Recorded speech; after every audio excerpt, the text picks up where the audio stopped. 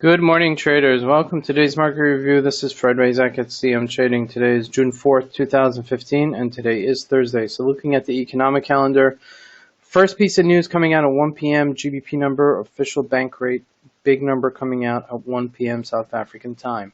Then we have a weekly USD number that's coming out at 2:30, unemployment claims, and then at 4 o'clock South African time, Canadian dollar IV PMI number, which is more of an inflationary number. So looking at the markets this morning, well, big rally with the Euro USD. We broke higher.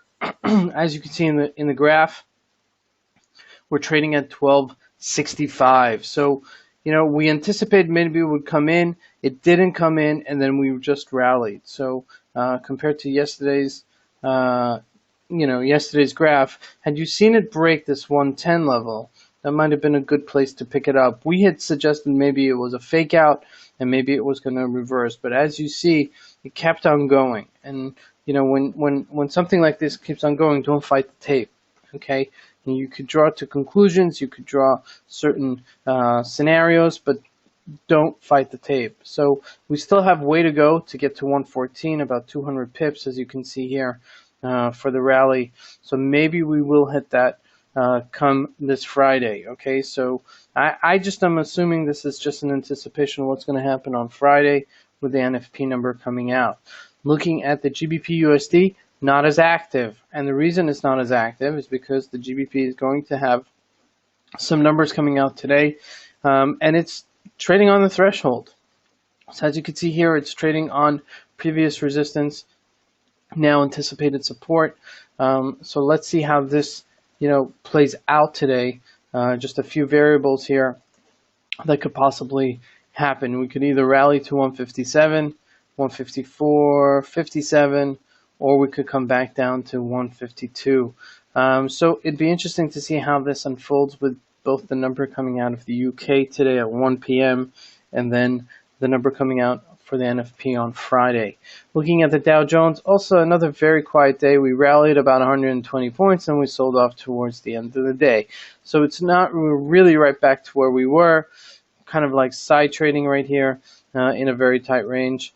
It's more inclined to be more on the downside than it is to be on the upside, honestly. But at this rate, I wouldn't jump in, really aggressively with a short. Until I had some sort of confirmation. Looking at oil sold off. Okay, we're trading just below $59, but as you can see, it's trading in this range and hasn't really deviated from this range. So all in all, if you could pick it up around $58, on the anticipation that it's going to continue going up, or sold it. I wouldn't even suggest it to have sold it at 61. The reward versus risk wasn't really there in your favor. So just hold off in oil. Looking at gold, we're trading at the bottom of the trading range right here at 1183. And this is happening also simultaneously as the NFP number is going to come out. So, with all said and done, this might be a good place to actually pick this up. Again, I don't like to trade into the news, but sometimes, if it correlates with the technicals, it might be a good place to pick it up.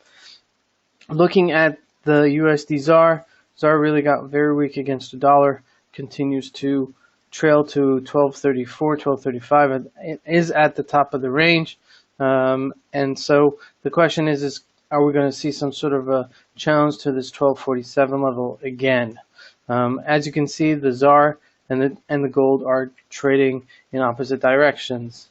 Anytime the gold gets weaker, reflects probably on the South African market and thereby depreciating the value of the rand. So, so this is something you got to keep an eye on, just for your own sake, to see what could be done with it. This is Fred Razak at CMTrading. I want to wish everybody a great trading day. Thank you.